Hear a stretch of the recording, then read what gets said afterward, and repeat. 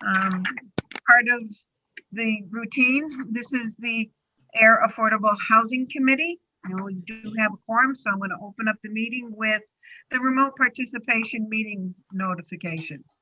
Due to the ongoing COVID-19 pandemic, Governor Baker issued an emergency order temporarily suspending certain provisions of the open meeting law. Public bodies otherwise governed by the OML are temporarily relieved from the requirement that meetings be held in public places, open and physically accessible to the public, so long as the measures are taken to ensure public access to the body's deliberations through adequate alternative means. This meeting will be broadcast live on Channel 8 and on Zoom. The public may participate remotely by following the call-in information on the bottom of the live broadcast screen. For Zoom meeting information or relating to remote participation, please contact Cindy Knox, the IT director, at cknox@ayer.ma.us, or Alicia Hershey, Community Development Program Manager at ahershey@ayer.ma.us, or call 978-772-8221 prior to the agenda, or prior to the meeting. I forgot the agenda down below. All right, so again, we've called the meeting to order. I'm Janet Providakis, chair. And can I get a roll call of everybody who is here? Karen? Sorry about that. Karen Swanfelt, Council on Aging. Ken?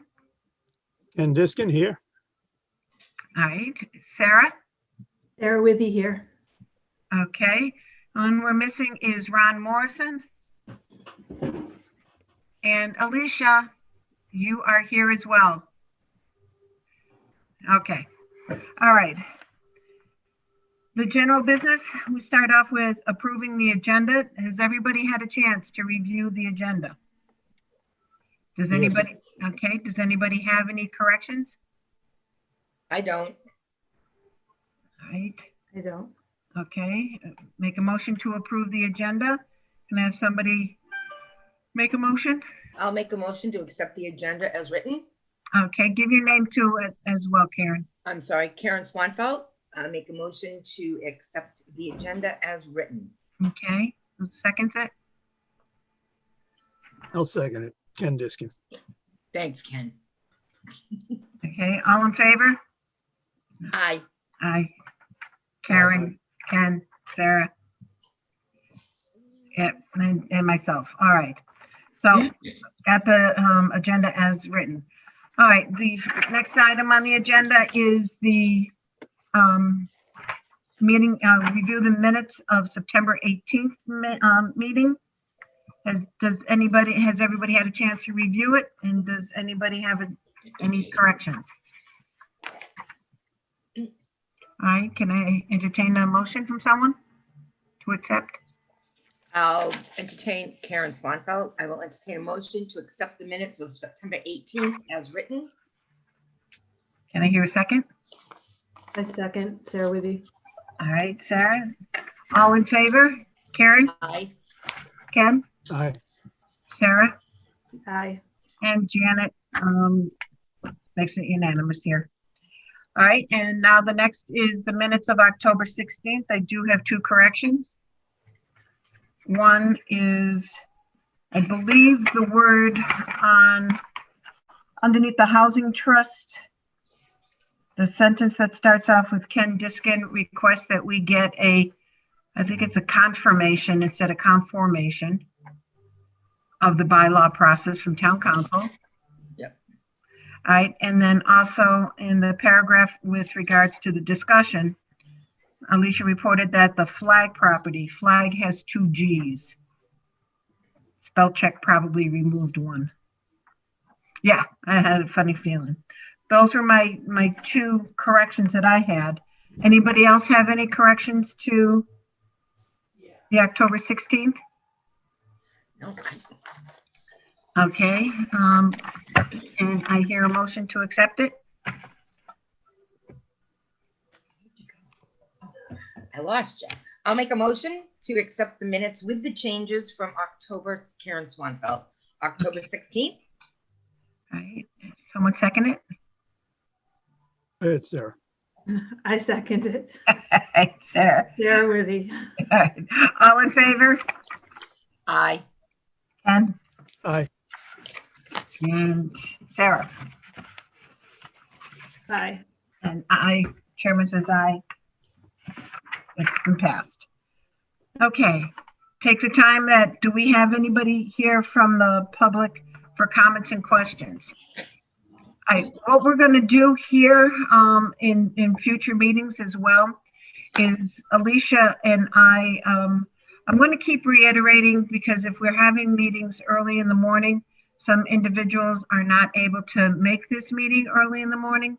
So I think it would be good if we continuously keep reiterating.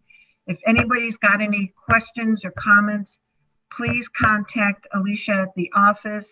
Again, it's on the agenda with her email address, or call that, call the phone number. And if there's any questions or concerns, we will go ahead and be able to state them here as well. So it's not like your question's going to go in the void somewhere in the ether. It will go ahead and, be addressed. One of the comments that I've heard from the public is having daytime meetings when people are working. So I was going to go ahead and ask the team if we wanted to have every once in a while meetings at 7 p.m. I know it's difficult for Ron and Karen. I know sometimes it gets difficult for you as well. So would we be able to have a 7 o'clock meeting? We usually do for our public information sessions and such. But every once in a while to throw in a 7 o'clock meeting, or do you think we should stay consistent so that people know that we always meet on Friday at 10 o'clock? How about a happy medium? We could, like every other month, we could change, but how about 6 o'clock instead of 7? The Board of Selectmen meet at 6, the other boards meet at 6, especially during the winter. Do you think that's unreasonable to ask? I mean, I'll do 7 o'clock. Don't worry. I mean, I have absolutely no problem. I'll make it work. But Okay. I'm just thinking 6 o'clock. I think 6 o'clock might be worse for Ron, because people just get out of work, and with getting out of work, that's when he shows the house. Oh, At 7 o'clock might be easier. He's not here to state.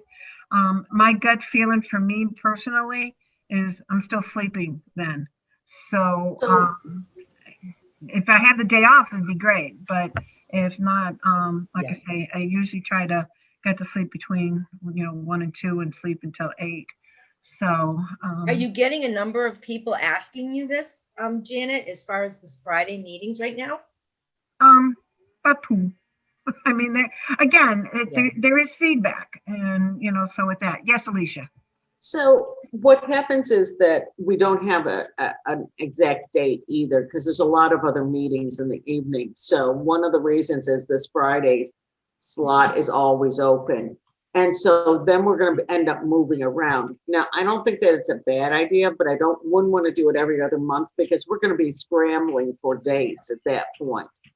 Maybe we try and do it quarterly and figure out, and we can kind of propose a date, or do you want to try the question thing where we put out a request for questions? I think that's a great idea. Yeah, I think get questions from people, Ken?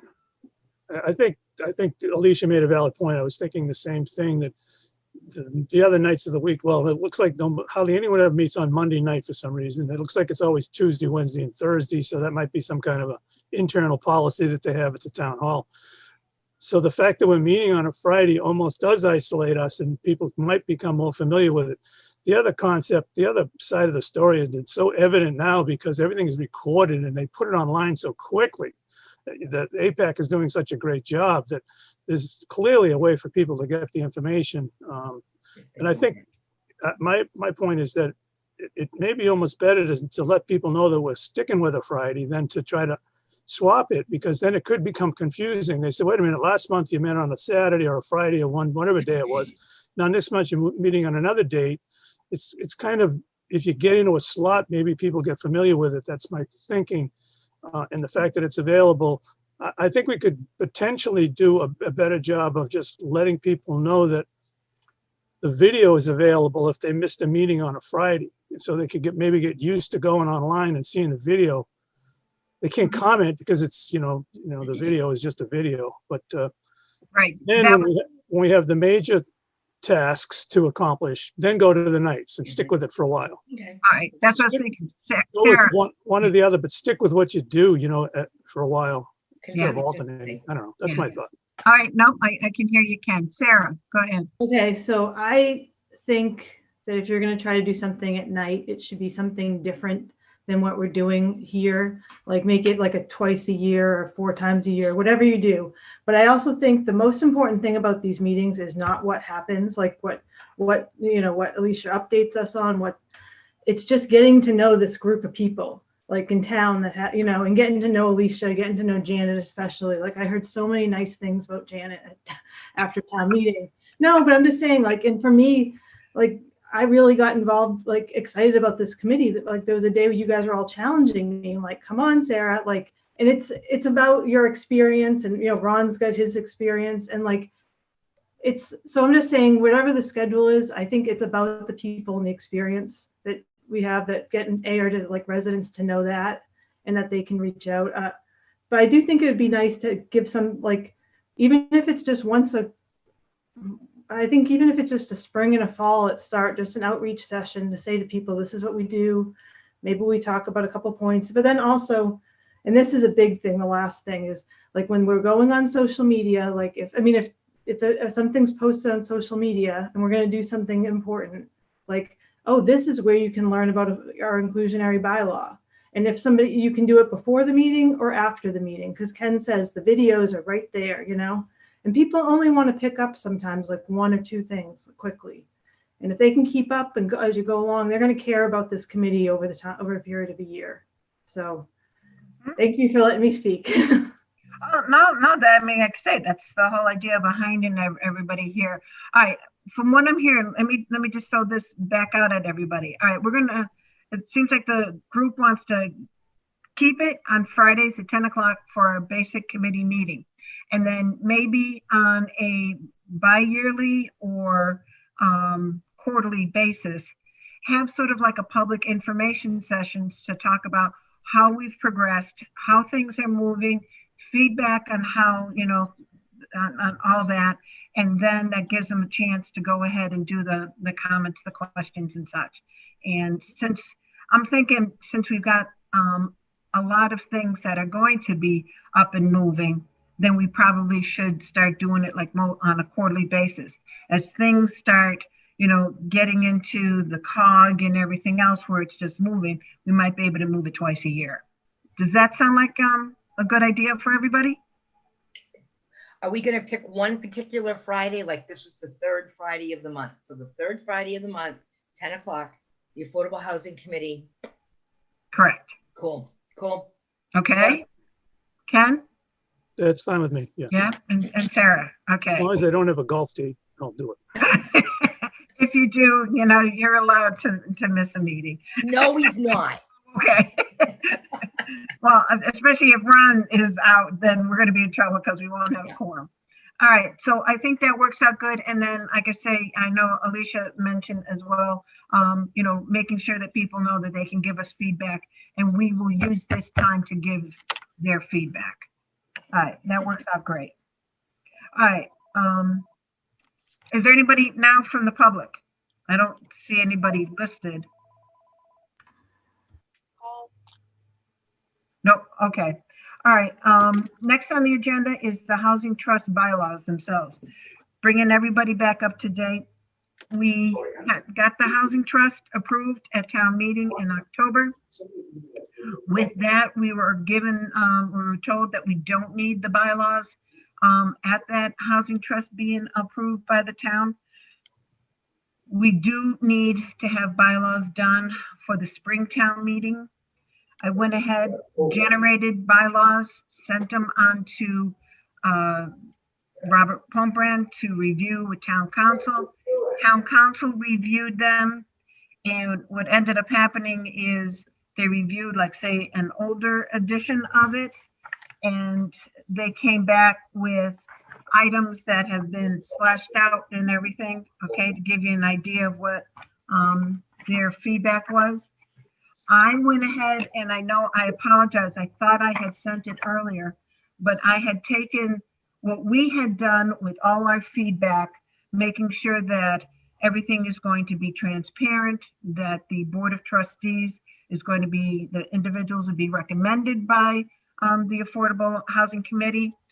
All those little extra inputs that we wanted to make the bylaws for Air Affordable Housing Trust.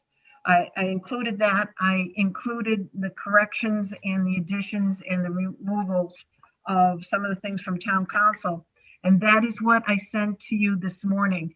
Like I say, I do apologize. I thought I had sent it earlier, but when I look back at emails, I did not. So with that, I want everybody to go ahead and take a look at this, because again, we're not making a decision on this.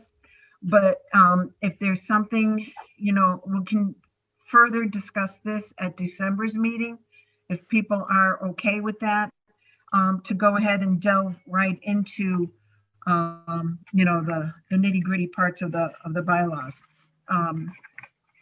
Again, I wanted to make sure that we included the things that were going to make ours unique, just like Massachusetts always makes their items unique compared to the rest of the world. So I think it now has, just making sure everybody, I should have put a date on this. I do apologize as well. It has 17 sections. It does have a section about annual report, so that we have to make sure that we get a report submitted to the board, to the select board, as well as have it be part of the town's annual report. And there is a section in here to say that we will, you know, have it available for the annual town meeting as well. But it goes, it still has the 7 trustees by the select board that we're recommending. That includes a member of the Housing Committee, as well as the CPC and the Planning Board. You know, we've again, I'm trying to keep everything of what we had discussed beforehand. Is everybody all right with that? I had it running in the background, looking at it while you were talking there. So that edition you sent us does not have anything redacted. It looks like you've taken out whatever they asked you to take out. Is that the idea? And Yes. you've changed it. So we never saw the intermediate step then as a board or a group. Okay, I can, no, it's okay. I can send you the redacted one. Yeah, that might You be guys a want good that? idea. Okay. Because I'm not necessarily in agreement that everything that was redacted should be taken out just because, but are we stuck with that decision? I guess is my question. No, we are not. What do you call it? I mean, yeah, I will go ahead. It's mostly, I'll be honest with you, most of it were corrections, majority of it, but there are some things that they did remove. A lot of it was, I repeated myself, okay, where I said, you know, it's like, okay, we had to do stuff for Mass General, the open meeting law. They just went ahead and said open meeting law GL section bang, that's it, instead of being verbose like I usually am. They removed a section 3, which is the purposes of the trust, because it's all inclusive within all the other parts. Okay. So, but I will send it. All right. I will send the. Shannon, I think that's great if you can send it, because then everybody can read both and really evaluate and be ready for December. And we've tried to carry so many things over the last 4 or 5 months. This will be good to be able to just be focused on this. Okay, got that in my to-dos. You got it. All right. Okay, so that'd be good, and that will be, like I say, we'll be able to discuss it in December. All right, any other discussion? All right, we've got the Air Housing Trust, the Board of Trustees.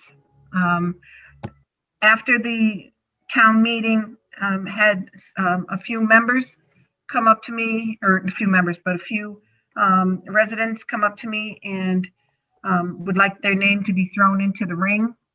One of them is Pauline Connolly, would like to have her name be thrown in the ring, as well as Jeff Tillison. He would like to. Jeff is on the planning board, right, Ken? Chairman of the planning board. Okay, all right. All right, those were the two that came up to me afterwards and Excuse me, said, Janet, Jeff who? Tillotson, Tillitson. Is that correct, Ken? Close. I'm Oh. not exactly sure. I can get it for you. No, I know, I can too. Yeah, you're right. It's OT. Tillotson. S-O-N, Tillotson. Thank you. and it's Geoff. Right. Okay. All right, anybody else have anybody reach out to them? Nope. No? All right, well, we're going to be, like I said, those are the interested parties that I have. I know we talked about, we'd like to approach the select board for Sean Copeland as being the select board member. Again, no matter what, we'll make the recommendations, but the ultimate appointment does come from the select board. How about anybody know of anyone else who might be interested or that you would like us to approach? Or Alicia? Sarah's muted. And Sarah's muted. I was I'm talking trying to watch what I say today.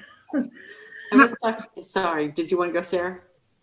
Well, I just want to say, so that leaves 2 resident seats, 2 seats that are set aside for residents on there. Well, Janet and I just did a video, which we're putting out today, asking for residents to step up. And when we did this for ADA, it was remarkable. We got people who actually work in the field of ADA compliance that live in town. So we got some remarkable people who stepped forward, that both work in the field or have family members that are have disabilities. So that board is going to get put together. And we found that when Alan did that video, it really made a difference. So Yeah. Janet and I did a video yesterday. We're going to be putting it out today, and we'll see who comes in. Okay.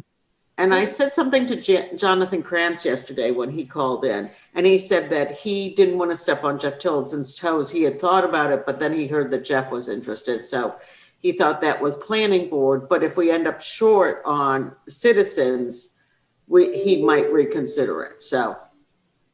All right. And I reached out to my neighbor who's on that community, what is it? I told you the real estate firm. Oh, yeah. Oh, community. I have it written down here. I'm Yeah. sorry. That's okay. Community builders, Yeah, community builders. a Which- nonprofit. Right. Ken, I don't know whether or not, excuse me, I'm sorry. Alan's eating a banana here. I'm just hanging out eating a banana. Jeez. They're very healthy, you know. Is that banana worth $3.1 million? What banana? Oh. I cut off the phone, apologize. I earned this banana, baby. Congratulations. I'm going to call you later. I'm going to call you later and give you a hard time. Yeah, I do. I want to follow with your boundary marker for Groton. Yes, I got to talk to you about some things. Yeah. Get that potassium in your system. Ken, in your dealing, have you ever dealt with the community builders, the nonprofit out of Boston area? I have not, no. All right. What's the name of your neighbor? I'm not going to share that over. Yeah, good. Yeah, right. Yeah. No, I think we're pretty early in the process here. No. Don't we think we should are we going to try to simultaneously finish the bylaws and find potential people, or we're going to wait till the appointment like after Springtown meeting and we have the bylaws in place? Okay. I think it almost has got to go in unison. The reason why Okay. it's saying that is on top of here, and I forgot, and forgive me, I did forget to put this on the agenda.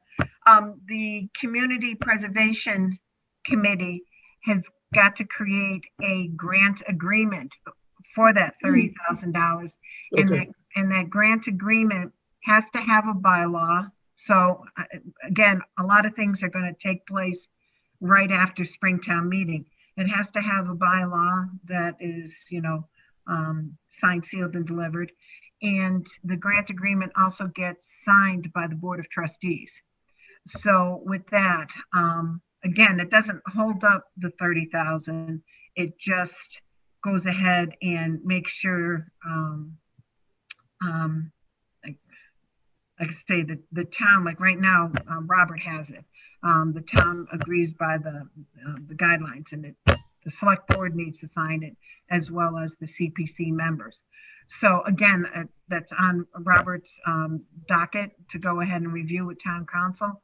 So I think everything's got to go together. So I'm not saying we're going to put the cart before the horse, but I think we need everything, all the ducks in a row to do it. In creating committees, I often find it takes easily 3 to 4 months to get people.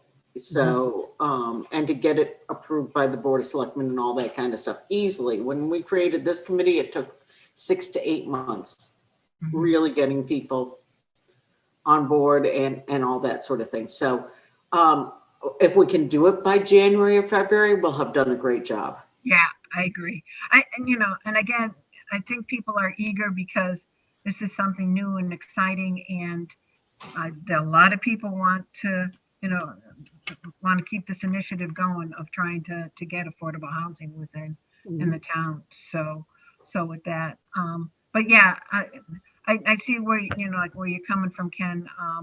But I'd like to try at least to start discussing some names, how we're going to do the review process, what we're going to be looking at, and to answer Sarah's question, not necessarily that it only leaves 2 openings. Again, I'm thinking if we are looking at 7 individuals, where one of them will be a member of the select board, so you're looking at 6 individuals.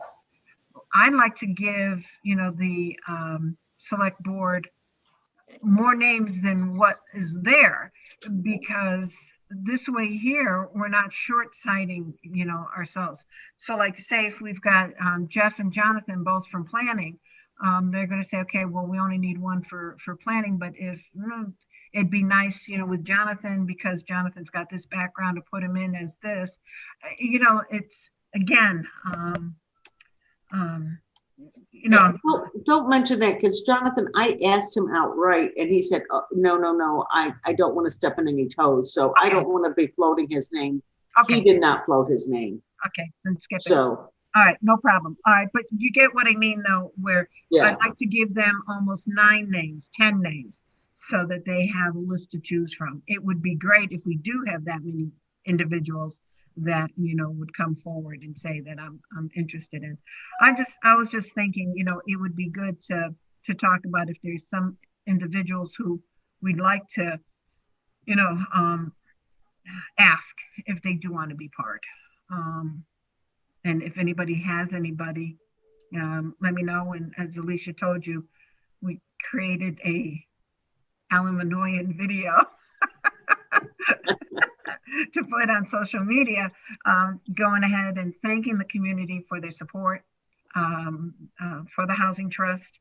Now it's moving forward. If you're interested in becoming a board member, please contact Alicia or myself, and we'll go ahead and vote the name.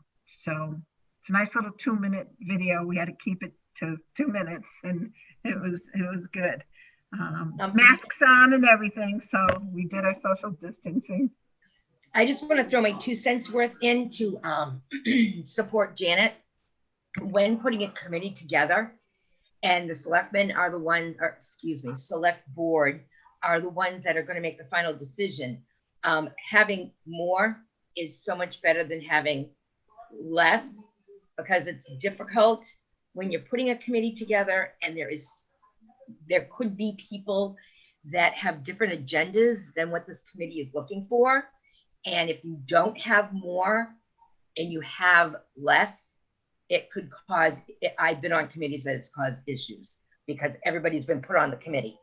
And then you got to figure that whole mess out because there's all kinds of different agendas where if you have more, you end up with a more positive committee when you have more to choose from. That's all I'm trying to say. I'm not Okay. trying to be negative. I'm trying to be realistic. Mhm. That's what happens. So, Mhm. oh, you want to, oh yeah. Oh, ha, ha.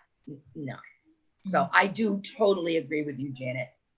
Totally. And I have no one, I have yet to be able to even get out into focusing on trying to find anyone just because of what's going on with my department. That's Right. all. No, I understand. It's like, oh, but if you do, you Yep. know, and Absolutely. okay. Yep. Do you think Judy Bernard would be interested? Again, I don't know. I mean, we can go ahead and we can ask. I don't know what she has also going on in, you know, in her life right now. She's a busy lady. Yeah, she's been very, very busy. And, I mean, again, I want to see who else can go ahead and start and participating in the town because this is a town that's going to live on for a long, long time. You know, so with that, it's I think what you're trying to say, Janet, and you're being very, very, very kind with your words, and it relates to all of us. We're not getting any younger, and we need to be able to pass the torch on. And as much as we love Judy and how much work Judy does, there's a lot of new blood in this town. Yeah. And I, as a taxpayer, I, as an employee, would really love to see some snazzy new blood that will carry this on as Judy did, and you did, and I did when we were all younger. Sorry. I have to say that. yeah, So, I mean, you're being very kind, but I know where you're coming from. yeah. And town meeting was a good example. I looked around that room and I was blown away during COVID at the attendance and how many people I did not know. It was awesome. Yeah. So they're out there. They just need to know that, like Sarah, there's no need to be intimidated by us townies. We want that young, keep it going blood. No offense, Judy, if you see this, we love you. That's right. She's done a lot, but we do need fresh blood. And We of course, do. Sarah's going, yeah, I know, I can feel the vampire bites on my neck. Fresh blood. Ken, you're not smiling. No, I agree with everything you've said. I think the process of sending out the video is really smart. Yeah. I think the way to get new blood is to just use what new blood uses, which is social media and things like that. Absolutely. So yeah, you want to get, I particularly were interested in your thoughts about the makeup of the committee and the potential candidates and how they would work together. So I'd be very interested in getting a lot of new people versus having almost anybody that's been involved in things that are in the past, that have it in the past or whatever anyone else might have thought in the past. So I think as soon as you do it, you have to think, I think in terms of who lives in town. And I mean, just in the area I live, it's all builders, electricians, plumbers, people that are involved in housing. There's lawyers. I mean, we have guys that are in the banking business and retired from the banking business that sit on boards. There's a wide list of people who live in town that have backgrounds that could chip in. And if it doesn't have to be, the tough committees in town, to me, have always seemed to be like conservation, things that may have to meet 2 or 3 times a month. Those are tough. But if they only have to meet like once a month or once every couple of months to make decisions, we should have a really wide range of people that are available to do that and with great backgrounds and experience. And we should have people maybe with inexperience as well, who just are interested in affordable housing, like, you know, you said, Sean, but younger people, if possible, who just say, wow, I need to know more about affordable housing, how that works, and, you know, how the money's going to be distributed. So that's my thought. Thank you. No, I totally agree with you. There's so much out there. I just feel that people don't think they're worthy or they can't do it. Yeah, you can. Yes, you can. And I just think if we can promote this positiveness that this committee has, and I just said that to my staff down here, this is one of the best groups I have ever in all my life worked with. And seriously, you say it, we do it, we get it done, and we're gone. Mhm. So that, We're moving on to and, the right, and next thing. and Yeah, we want to continue with that positiveness with the Board of Trustees. exactly. That's Yeah, all. and I think you guys are right. I mean, the Board of Trustees is going to be meeting quite possibly just quarterly. Maybe, I don't see them, meeting once a month. But let me throw this one out at you. I was just thinking, I think, Alicia, on our website, it might be good to have like an application form. I mean, Good idea. yeah, I can work with Cindy on putting that on there. And has any committee ever asked for a resume? Yes. Not to mind, have they? Yeah. Really? Well, I had to supply a resume when I asked for an appointment to the planning board. Really? All Really? right. Absolutely. Yeah, they had well, it was a whole procedure and you had to go, candidates went in, there was about 7 of us to start. They went through a resume process and an application. Of course, it was publicly posted and whatnot. Right. Was this with the Board of Selectmen, Ken? It Oh, definitely had a resume involved. Yeah, we Or- lost Ken there for a while, or maybe I lost you, and you guys lost Oh. me. So the planning board ask you for all that, Ken? I keep losing him. Yeah. Oh, he's Can there. He can hear us. He's I'm pretending. back now. No, he's doing like Mac's video where he just You stays freeze. put, right? He freezes and then goes. Oh, Um, really? Yeah. So the planning board asked for all that, right? Was the appointment was by the selectmen, and it was in Mr. Pumprihan's. I want to say the publication that they put out had listed the requirements. So there's probably like a model for that or a template of some sort that they used, that they posted and advertised. That's a great idea. Alicia's thinking. No, I'm reading something. I've got you all blacked out because I'm actually looking at the website to see if we have volunteer applications on the website. Let me get back to you on that. I haven't found it. But I know we have a volunteer site on the website. Here's Cindy.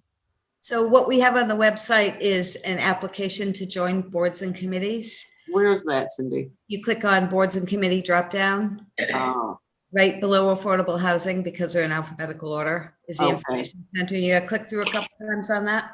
But you can basically see how many openings Saw are in each committee, and you can apply for okay. the, So that's where we need to put this application here. well, if there's a sort of an application process. Already. So take a look at that. Do we have our name on that application? Oh, no, this is just a breakdown on, okay, there we go. Yes, you click on the Affordable Housing Committee, and then there's a button if you're interested in joining. Okay. Okay. So we need to direct them when we put up our video as to where they can go look at an application. And I can make a short link. Yeah, okay, we'll take care of that. You have Okay. to be careful. This is not a board or committee, is it? It's a trust board.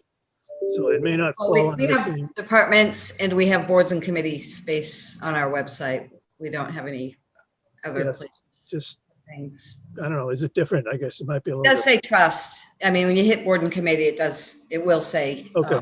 trust. Falls under the same kind of heading or whatever. Yeah. Okay. All right, that's good then. Okay. So this way here, I think that would work out really well. All right. So that's like say some of the review process and everything, and hopefully with the video, the social media post and everything, hopefully we get some other additional names that we can ask the select board to review the 12 individuals, that we get. All right. Anything else that people want to discuss with regards to the Board of Trustees? All right, I'm going to move on to the next item on the agenda, where we've got a discussion that has been ongoing. Sarah's been doing a lot of work, And also too, I know that the Community and Economic Development Office has been doing a lot of work on neighboring town development plans and processes. So Alicia, I know you've got some information with regards Yes. to the, go ahead. I heard from Fran Stanley. I used to live in Groton, so I know Fran Stanley. On August 7th, just initially reaching out to me to find out if she could pick my brain about, I've got the email here, I can, about this initial process that they were looking at Surrender Farm. It's 14.5 acres and things like that. They would need water and sewer connection. They would need for a potential development. Forgive me, Fran Stanley is who? The housing coordinator in Groton. Okay, thank you. And probably sitting on the Housing Trust of Groton. And having sat on the Housing Authority in Groton for 15 years, I know all these players quite well. And I also know that they really struggle to get affordable housing. I also sat on the Habitat for Humanity Committee, which a piece of land was given by someone in town, and the neighbors closed it down. It never got built.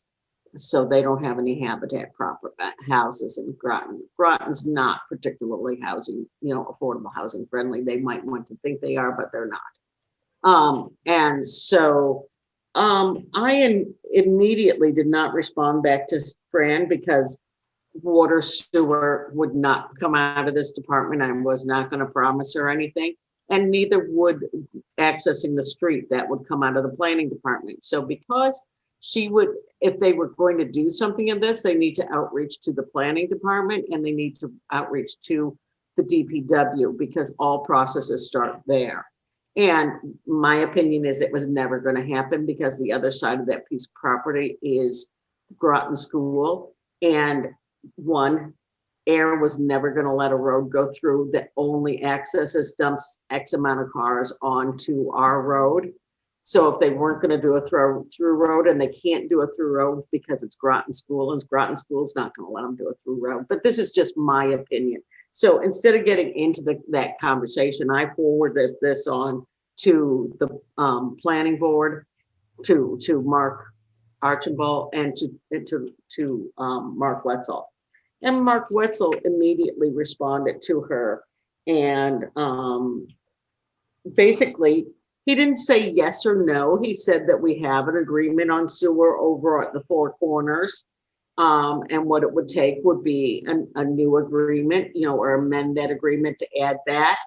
And he said that everything would have to go through town meeting, and that but he did say to her that we're changing the sewer on Groton Shirley Road, and immediately we're planning for it right now.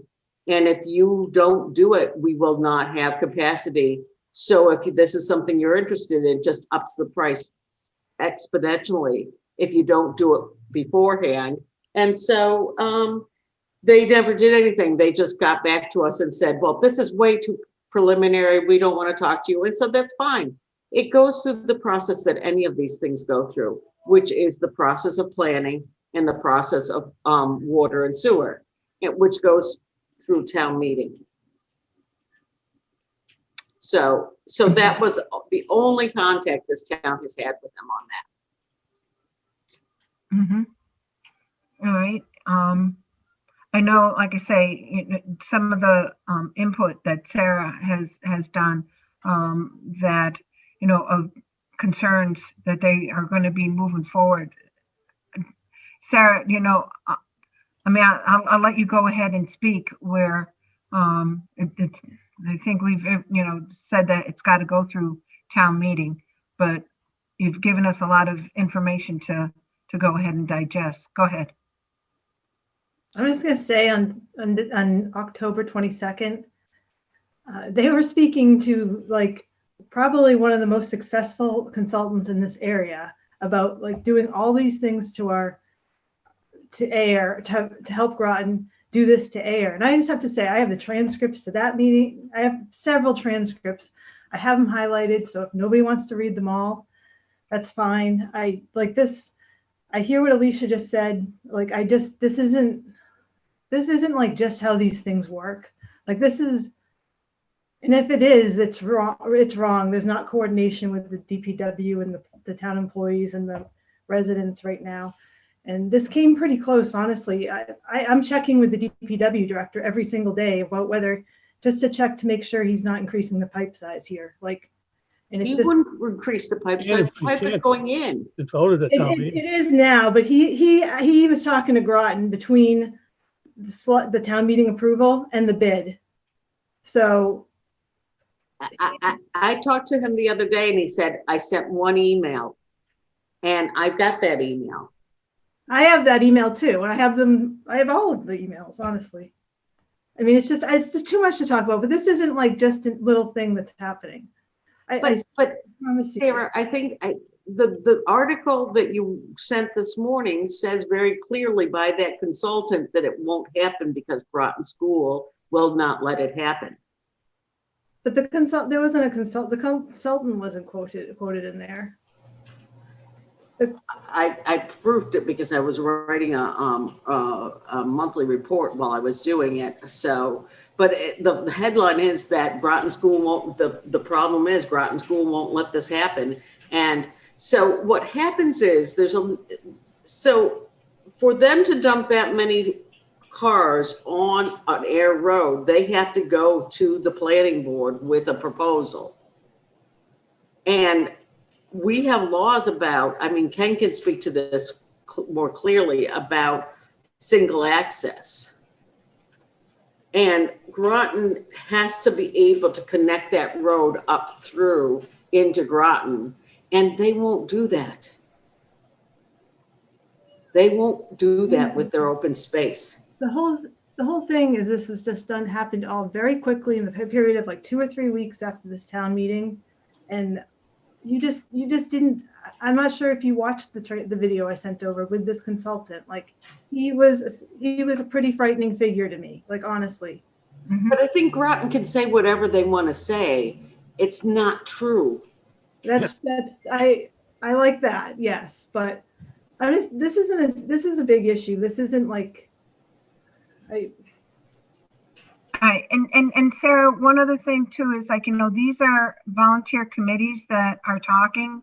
Sooner or later, it's going to have to be town talking to town because their, DPW has to talk with our DPW and everything.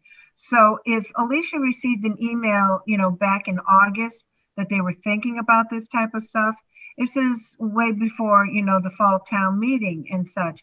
So it's like even with us going ahead and talking about properties that may be available, West Main Street, for being something, Fitchburg Road for being, affordable housing. A lot of this is, discussions that may come to fruition, may not. So it's got to start with some sort of discussion. And unless, again, it's got to go through a process. So I think, what you're doing of giving people information is good, especially because it helped us out a lot with you and Lori on, like say the properties over at West Main Street. Sorry, Karen. But it allowed people, like I say, to dig in deeper because of the work that you've done. So it's important, but know that there is a system. All right. So, that has to happen. I had another discussion with Mark this week because we were talking about what, so clearly the town meeting felt like they weren't informed on the water for Harbor. No, I don't agree with that. I think the town meeting was informed, and that's why they voted no. Well, But just the opposite of what you said. Time. The absolute opposite of what you said. Okay, so people felt The that people who weren't informed were the people at the top who put the article in. The town meeting was well informed and made the right vote. And I just want to say what Mark Wetzel said. Mark Wetzel sent a memo recommending that possibly we don't have a policy on it. We don't have a bylaw on it. It's happened 3 times in the last 10 years, this whole water question. And so instead of changing the bylaw or anything like that, he recommended that we change policy. And don't have a public hearing, but have a public information session if water and sewer come up forward, so that people can get the information ahead of time, because it always goes to the town to vote. And the town has very strong opinions about what they want to do with it, which is great. But we want to make sure that process is if anybody felt like they didn't get enough information early enough, that we could add that. And Mark said he sent a memo to Robert suggesting possibly changing a little bit of policy on this. You didn't have to go to Robert. We all said the same thing before Mark Wetzel said it. So that's not new information. We all had the same exact statement, either on the town meeting floor or well before the town meeting vote, that there needed to be a policy in place. So that's not. Yeah. So, well, anyway.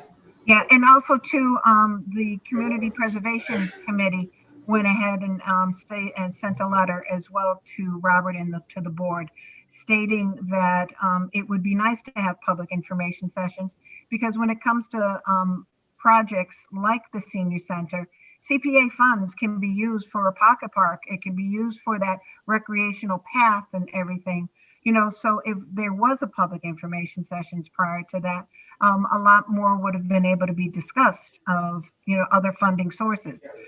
So I think having, Mark Wenzel do it as a department head, as well as other committees, saying there's a lot of feedback from these committees that we work hard on what goes on in this town. We are residents of this town. We're concerned of what happens in this town, that having these information sessions would be worthwhile. And again, it can just, one or two right beforehand. So I think, that definitely helps get that information out.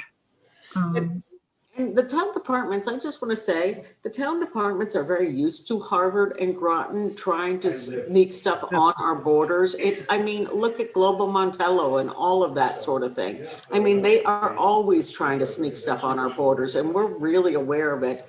And when this one came in from Fran Stanley, I know that they're saying other things at their meetings, but it's not true. And they have to go through the town.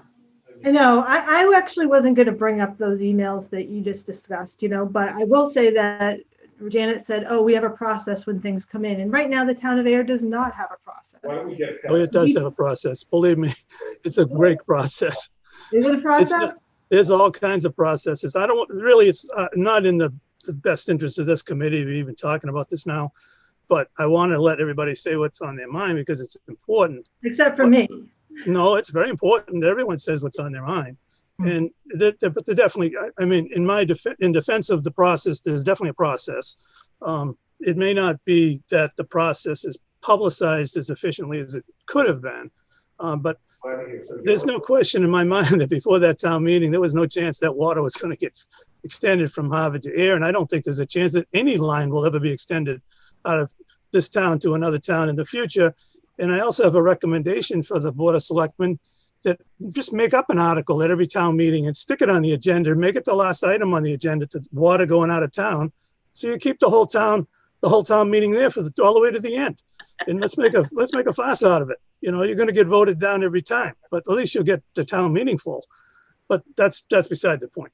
The matter is that this was probably one of the best things that could have happened, was bringing that to town meeting to show that people are interested and can think it through and want to protect our resources. We've been fighting that for years. We've been putting in bylaws to protect our resources. We've been getting grants to make improvements in town, and spending money on PFAS. So the town of Ayer is certainly way ahead, way ahead of these bordering towns in their efforts to improve the environment and upgrade our resources and protect them. So there's definitely been a lot going on I wouldn't even be involved if that wasn't going on, to be quite honest with you, but that's a really important process.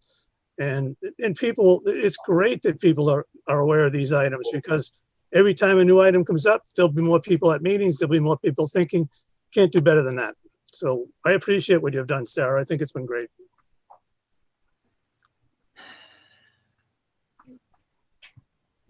You know what, let's just leave it. Don't stop, Sarah. Okay, I think this is what we're trying to go ahead and say. There is the process. Getting information out is vital to the No, stop there. There is the process. And in this case, there was an email that came into Alicia, and she, you know, they went off to Mark Wetzel, the DPW director, and he was, you know, he was actually doing his job, just taking some information from them, and then Groton decided not to do it, but he gave them he left them with the vision, that he left them with the impression that we were interested in doing this. People No. hear what they want to hear sometimes. So Yeah. let me just read what he said, okay? Because in his email back, the extension will require town meeting approval. He said that in the email back. That's number one thing he said. I have completed the design for a low pressure. This is number two. I have completed this design for a low pressure sewer system for Groton Shirley Road up to James Brook Way. This is designed only for the existing houses on GS Road. If we were to connect your project, we would need to increase the size of the pipes. We are bidding this project for construction this fall. So we would need to move quickly if this is going to happen. And meaning that if they have any interest, and this was before town meeting, so if they had any interest, and they responded that this was all just preliminary for them. But before that, he said, I'm sure we can help you set up an intermunicipal water agreement. I'm sure we can adjust our sewer agreement. No, he said, I'm sure we can amend this agreement if necessary for your project, meaning if it passed at town meeting, because then he lists the groups underneath it, which means that, well, these are the steps you need to take. Now, but the first step, he says, town meeting approval. So that's their first step. I mean, he didn't say, anybody knows the town meeting approval. They wouldn't have necessarily had to go back to town meeting approval if the pipe was increased. They would have had to if the pipe was extended over the town line. Oh, yes, they do. We cannot sell to anybody without town meeting approval. Can't spend a dime. They couldn't increase the price of the project, a They dime. couldn't, but he could have still then. We would have had to find the money then or I guess we would have had to get town meeting approval for that. So we make so much money on our sewer at the Four Corners. They were like so surprised when they only used X and they had a $7,000 bill because the way they wrote the contract. But we don't sell the water, you know, but when you sell the sewer, you have to actually consider your contract with Devon's. So there's a lot of contracts to be considered. No, when this email came in before Mark responded, what he did was fine, like given the situations, but things are a little different now. That's the point when the town needs to give them an application packet or something. That's my view. And, you know, I'm glad this happened as well, Ken, but I haven't these two projects are just really going. And then the one at Four Corners is going to be moving up in capacity soon. Honestly, there's more businesses that are hooking up over there. And it's a big issue. And it's just, I can't even believe this happened. And I can't even believe I spent so much time trying to get people to listen, and just, it's such a hard topic. And the town was just oh, let's just go to town meeting, you know? So the best thing that can happen is the application, and so can be rejected at the beginning. That's my support of the application. Sure, give them an application, bring it in and just reject it. Or make it, just pass a policy. My preference would be no application. That's fine. Yeah, no, I mean, honestly, if we want to do that, I mean. There's going to be no extensions to the water and sewer in the town of Ayer. Very simple. Then you don't have to get any more applications. Mm-hmm. Well, like I say, I mean, but it's really not our purview. It's over this committee's head. So. Yeah. And with us being Affordable Housing Committee, we need to go ahead and make sure that we've got all the water, sewer, and everything else like that. For the affordable housing. That's right, exactly, for our town. So one of the comments that I made and talked to people about, and this goes way back. This doesn't have anything. He froze up again. Or did he? Hold on. Water and sewer downtown. Yeah, you froze up again. Ah, shucks, sorry. Yeah, that's okay, no problem. I had to hardwire my modem because I kept doing that. So that's the first time today it's happened to me. Yeah, well, it's because a lot of kids are doing remote and they're taking the bandwidth. Um, all right, but no, I mean, like I say, this is good feedback, so that we know a little bit of, like I say, what's going on within our communities, knowing that, Alicia and all the other departments are doing what they, what they need to be doing. They're doing their job. But Sarah, definitely, again, if there is something like this, the community does need to know as well of what's going on. Go ahead. Okay, I looked at the emails that Alicia was just talking about, and I was like I was really happy at the way you responded. I'm like, oh, I hope she responds like that if a question comes in about affordable housing too, like not give them an initial answer that makes them think that something's going to happen, or Well, the answers go to the planning board and when it comes to water and sewer, it goes to the town. Unless, of course, so for example, if we do a nonprofit large affordable housing project over on Fitchburg Road, that really is going to be through the planning board, but the DPW is going to talk to them about what the capacity is over there and what they would need to do to be able to hook up. I mean, there's lots of requirements for that. Has anybody ever said to you, hey, we're doing an affordable housing project in the town next door? Let's see if we can get something good for you, and you could give us something, we could give you something? No, and we don't need them. So Ayer doesn't need Harvard and Groton. Ayer is in so much better condition than Harvard and Groton. It's not even funny. Well, I hadn't heard that either until I watched the 1022 consultants meeting with Mr. Hedison. So I wanted to ask. He's in La La Land. Yeah, but that's the specific thing I brought from my research that I wanted to ask you, Alicia Hersey. No, I mean, the only contact I had, and I get kind of a nasty email back from Fran that on this or a phone call. I don't know. I didn't print that one out, saying this is just an initial conversation. We didn't want to get deep into it. And I'm like, well, I can't have an initial conversation with you because this isn't mine.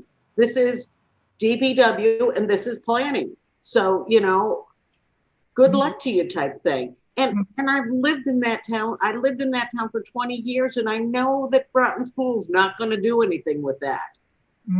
I know, you know what? I know that's you, but officially where this process ended is like they still are putting a feasibility study out there to go to their community preservation committee in January, and it's still on track for town. Well, some towns like to spend money on nothing. Well, they have the right to do whatever they can feel like doing within their own borders. We shouldn't even. Unless part of that study is about. We're entitled to do as an affordable housing committee. Yeah, but you know what? That whole study is about how to try to get our access, how to try to get our water, get our sewer, and also how a consultant might talk to us about this other stuff, so. Right, but you got to remember too, with feasibility studies, and again, Karen, I'm going to pick on you again. Forgive me. When they go ahead and do this, the consultants themselves are coming up with their best idea. If they take that feasibility study and possibly, get more input from the community and such, then they may find out, well, okay, great. This is what the consultant who doesn't live here is saying. And this is what should end up happening. I mean, I'm just going to go ahead and say with, the housing authority here in town, there were a lot of times that, developers would want to work with certain properties that are there. And the housing authority is run by the DHCD. So if any of the items that came up to the housing authority, we couldn't make a decision as the board. We had to go to DHCD, which sometimes could take 3-6 months for a reply or longer. Correct. All right. So with that, they would have the study done and everything. Oh, this would be a nice big thing to do. But you got to go through the process, even though they spent this money on this study. Again, Karen, I'm sorry for picking on you. No, it's okay. It's okay. It's been a long year. I see where Sarah's coming from, and your intentions are your intentions are so good. However, we all saw what happened at town meeting with the senior center feasibility, whatever you want to call it. I knew in my heart of hearts it was going to tank. A process that I thought really should have been followed in a different direction, but I kept my mouth shut through this whole process for the senior center because of the processes that are supposed to be followed and at times are not. And then when you don't follow a process the way it should be done, and there is money involved for a feasibility committee and a feasibility team and an agency that doesn't even know our community, I could write a book, and it's not good. Yeah, but on the other hand, the final outcome, it's just got to go back to the drawing board. It didn't happen in the location that the feasibility study said, but it still shows you that the community wants a senior center. They want a center for active living. They really want something to go ahead and be able to do, intergenerations. So again, it's still going. But so that Sarah's heart doesn't feel the way mine has felt for years. I get it, Sarah. I totally get it. It's got nothing to do with the senior center. It's got nothing to do with this. It's got to do with how it was put together and the process. And all of a sudden, wham, bam, we're on the warrant for a senior center. So can I just say something? Because I argue this with people all the time. There's a lot of people who think that the town meeting process is antiquated. Mm-hmm. And, but New England has some of the best government in this country.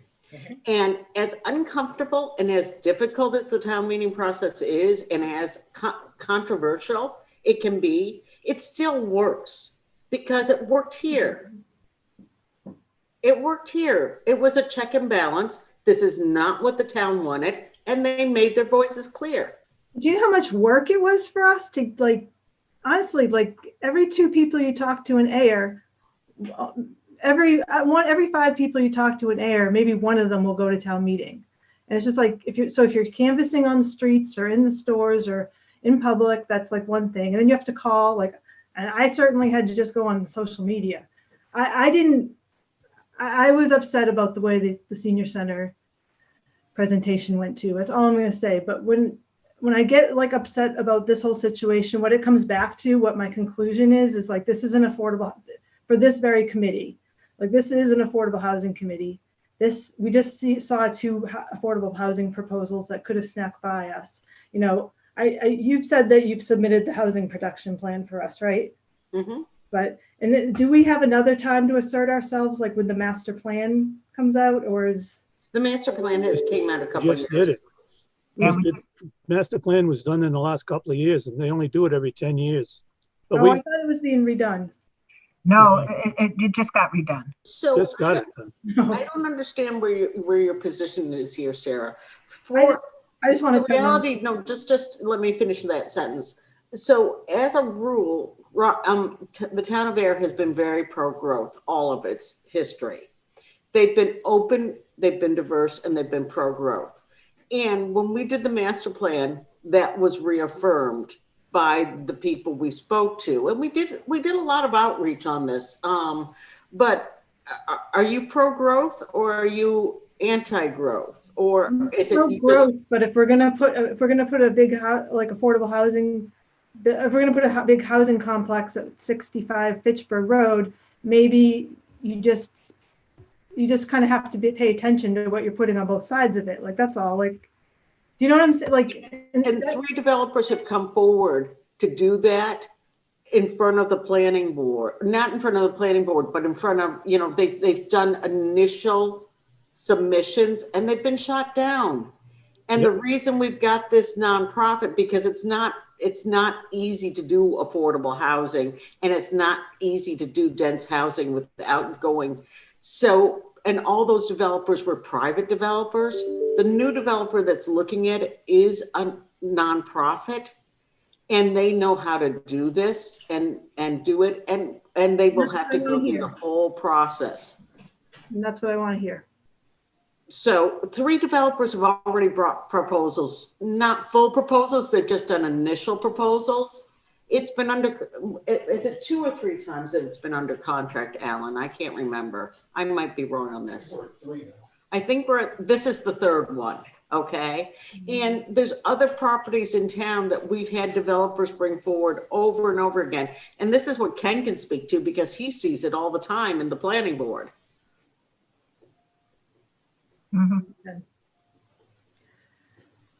That's why we need to go ahead and make sure information gets out so that people, the people who will listen. Okay. So again, Sarah, when I say, don't stop, it's more of, this is the fresh blood, going ahead and making sure that all, I's are dotted and T's are crossed, and people are aware. Whether or not, that people are definitely aware of what's going on. So I think that's good, and just keep on doing. And now we just need to find out, again. I'll leave it with Karen. I'd love to find out what the next steps are going to be. For senior center. So, but I'm going to move on because we're right at 11, we're after 11, but. And I'd like to know what those are also. I know you would, I know. So again, hopefully I see something on the select board's agenda. So that gave us some idea of, on how the processes and some of the emails that we're working, and I'm gonna, go ahead and move forward. We've got, like, say, if there's any type of discussions of old business or new business. I think one of the old businesses is alongside, I'm gonna go ahead and send the application processes, for the housing trust, the applications and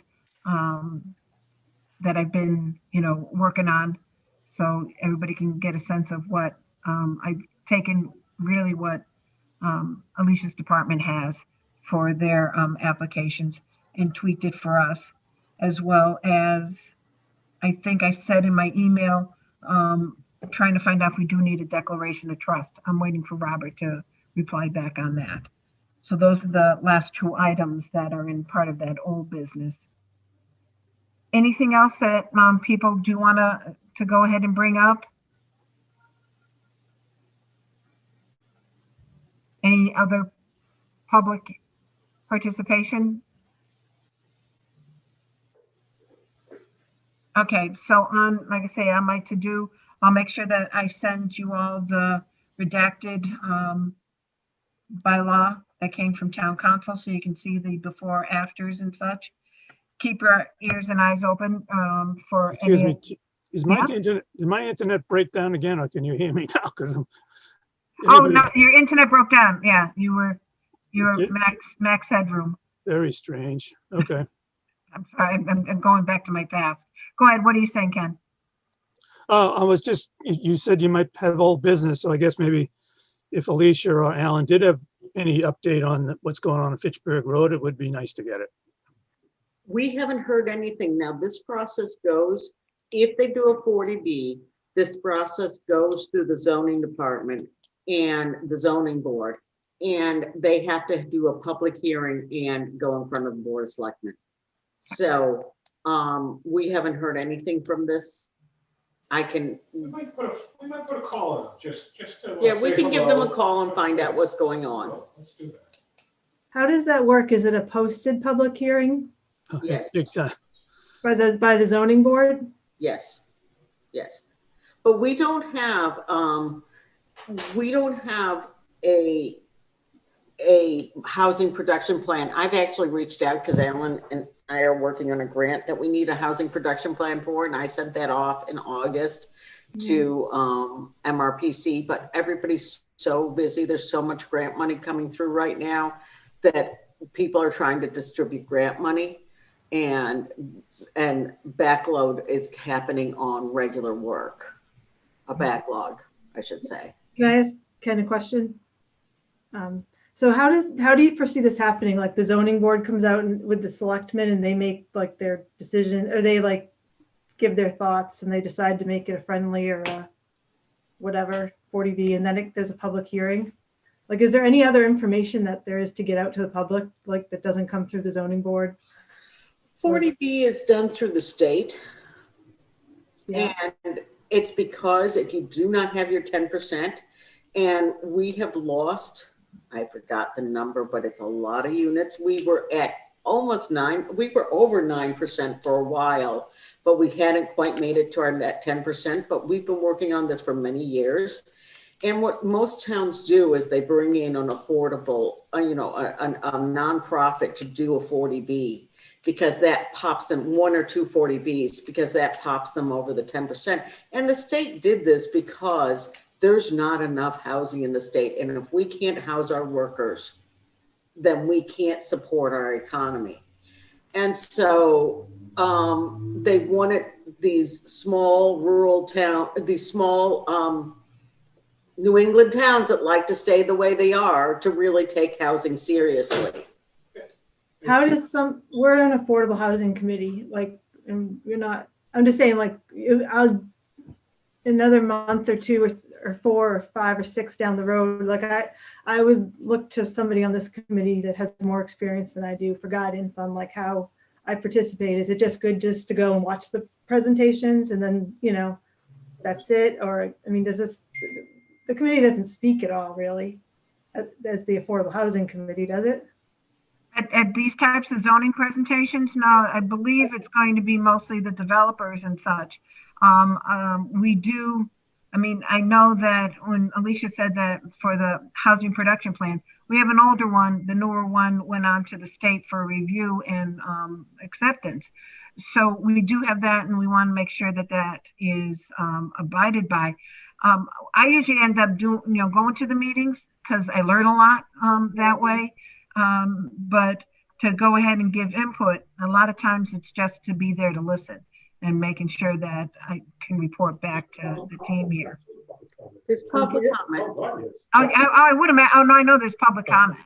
The problem is that with this problem we're having right now, of course, for public comment is because we can't get in that boardroom and, sit around the same. It's a big problem, especially for something like this, more importantly for something like this, because the whole process of the 40B development comes in with controversy to begin with, because it carries a weight that you're going to override certain things, which gets people thinking, that something's going to be done that they're not interested in having done. But so I missed that process of getting in the room and the public comment that's involved with that. But I can assure you that every board in town, the process requires, they do not bypass any conservation requirements. They do not, the only thing they bypass is some of the zoning requirements.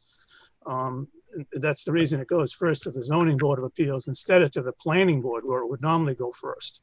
But you could expect that outreach would be done by the Board of Appeals to every committee in town and every professional in town to get their input during the process. But the thing that I was going to ask you, Alicia, is if there was a place that, I know I've done it, I've got a file someplace, but that you could recommend to Sarah where she could become familiar. And is it the Department of Housing? And there's some department that has the whole process written there and gives you the description between friendly. And, yeah, I can send a copy of the process over.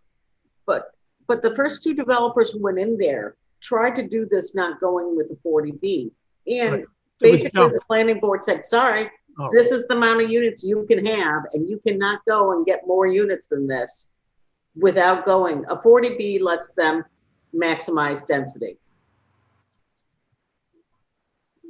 I'm not opposed. This question, I'm just trying to figure out, like, when it comes, how I can be an effective member of the Affordable Housing Committee, that's all. Which thankfully is an advisory committee, so I don't have that much. But anyway, thank you for answering my questions. No, Yeah, we're all going to become experts on 40B if this happens in town. We should all become experts on it with this. Excellent. I'm not, I have a lot to learn. I haven't done a 40B myself. So this is our chance. We have one in Ride these town. guys really tight and make sure the development is exactly what our community wants to the Right. greatest extent that we can. You know. I'm gonna put in my liberal plug on this, okay?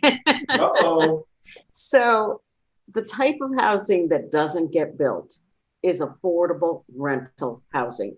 There is a large population that only can afford rental housing.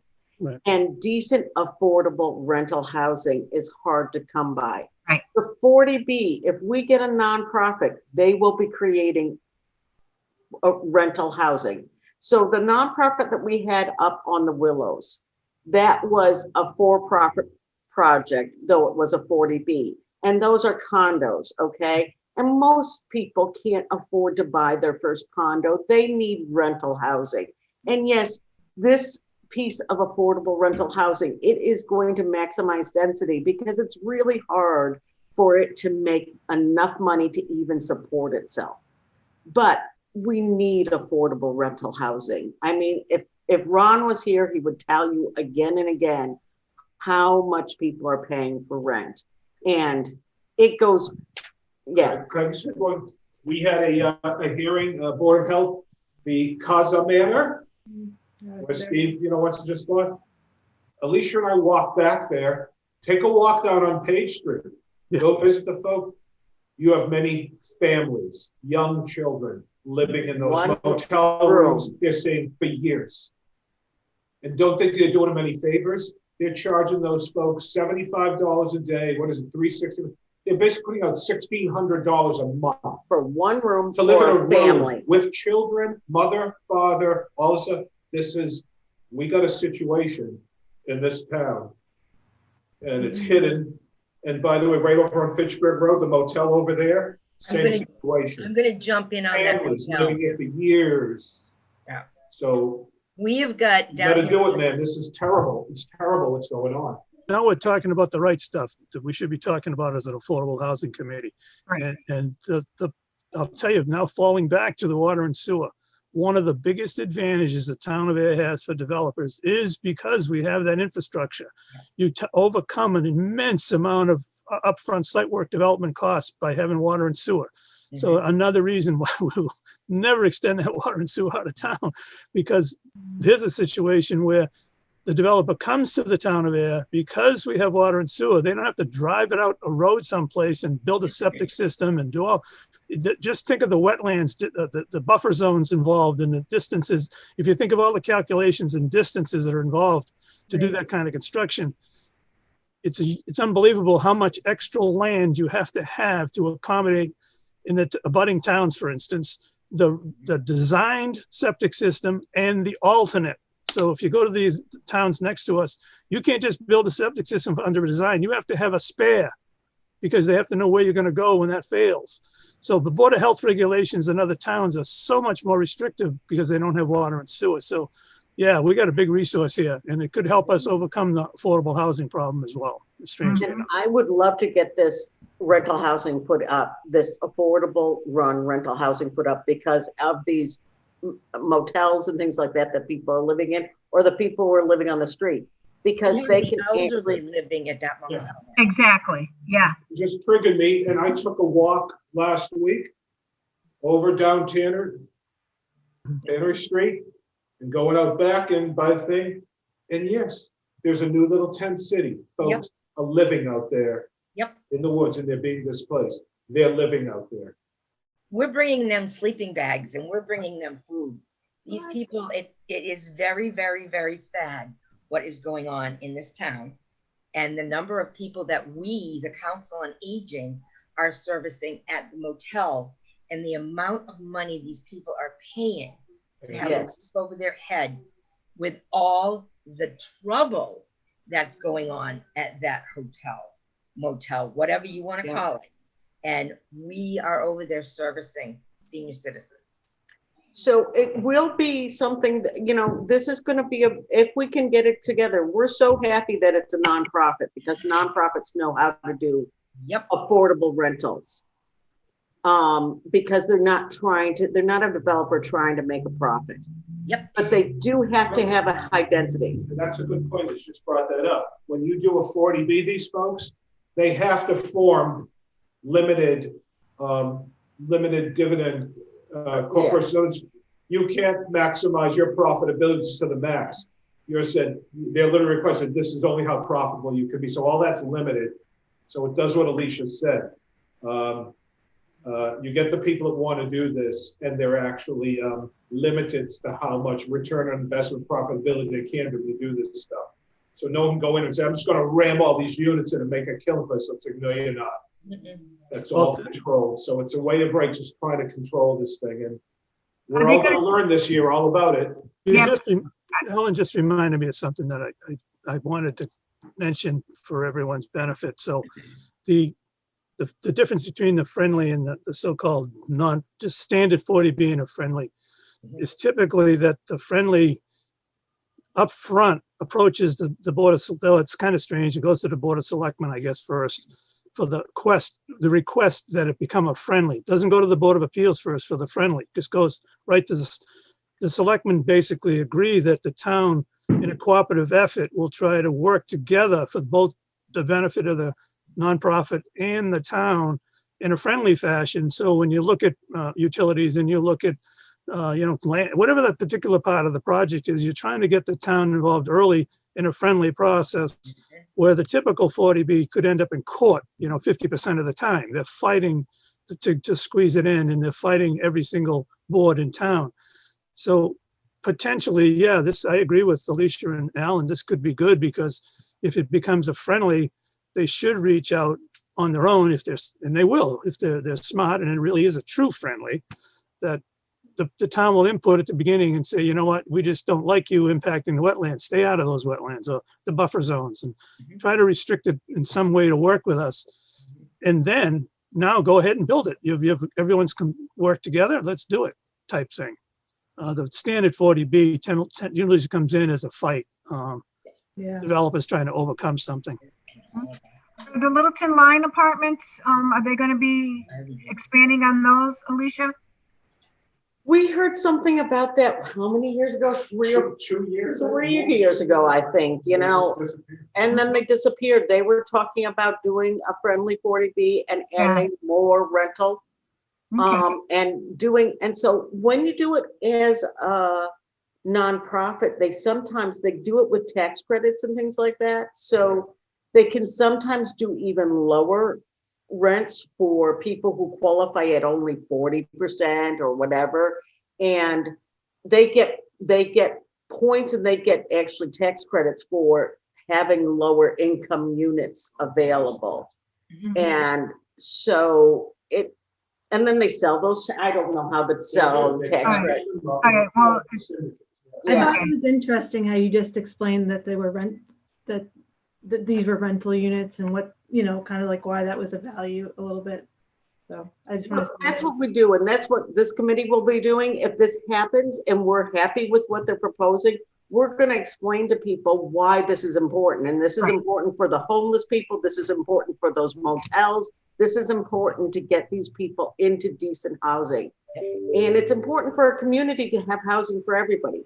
Yeah. And that's what we will do. That's the outreach we will do to it, because people don't think of how this affects them. They think, well, I don't want that many people in my, well, these people are here anyway. That's right. Yep. And let's give them, like I say, someplace, or you could be like, I'm not going to say this. This is public. I'm not going to say that's right. Don't. We've already said enough today. I know that. I know. It's like, oh, so this is good. Like I say, we know what our task at hand is going to be, and as we can find out more about properties that are available and such, I think that would be important on how we want this affordable housing units to happen. So, all right. So this is good. At least, like I say, we got this out there. we're over our time, so let me go ahead and we've got our next meeting scheduled for December 18th. Does that work for everybody? It works for me. I'm with me. Karen? No problemo. Okay, so I think that works out good. And that's at 10 o'clock. And I just noticed all meetings are held at town hall unless posted otherwise. We got to get rid of that little statement because right now we're not at town hall. Well, you are though, Alicia. Okay, and if, like I say, keep your thinking caps on. I'll send this stuff out to you, and we'll go ahead and have the discussion about the bylaw and about any other names that may come forward, and if there's any other questions and such. Be sure, again, I'm going to reiterate to the public watching this, that if you do have any questions, you do have any comments or such, please get in contact with Alicia or myself over at the town hall. And again, it's the addresses and such are on the agenda. Can Okay, I share something before we adjourn? sure, please. It might make everybody's hearts feel a little bit better for the weekend. The subject that we just talked about with the 40B and the affordable housing and what's needed and all of that. Just to let you all know, my father started this project for the Ayer Housing Authority 36 years ago. He was a one-man band, Sarah, and he did not have any committees. He didn't have nothing that we're doing right now. And it nearly killed my dad. It nearly ruined my mother and father's marriage because of some of the way people think about those people. Well, we are all people and we all deserve a roof over our head, whether it's affordable or not. And I've been listening to all of this all my life. That is why I'm here. I am my father's daughter. And if we keep our avenues straight ahead and we know what's best for this community and the people in it, we will win because we're not alone. He was alone and he made it work, but it almost killed him. And that was 36 years ago. Ken, I don't know if you know my dad or knew my dad. No, But Phil Dennis? I think I'm a little older than he was, Phil. No, actually. No, I'm teasing. Oh, no, stop it, you. But anyways, I wanted to share that because it's never, ever, ever easy. Never. Nope. Thank you. Something worthwhile usually isn't. Nope. So, Like good birth. yeah, again, we're here to try to continue making a difference within the town. Absolutely. So thank you. All right. Okay, everybody, can I hear a motion to adjourn? I'll make a motion to adjourn. Okay, Karen. And, pardon? Ken? Seconded. Okay, all in favor? Aye. Aye. All right, guys. Have a great weekend. Have a great holiday. Be safe.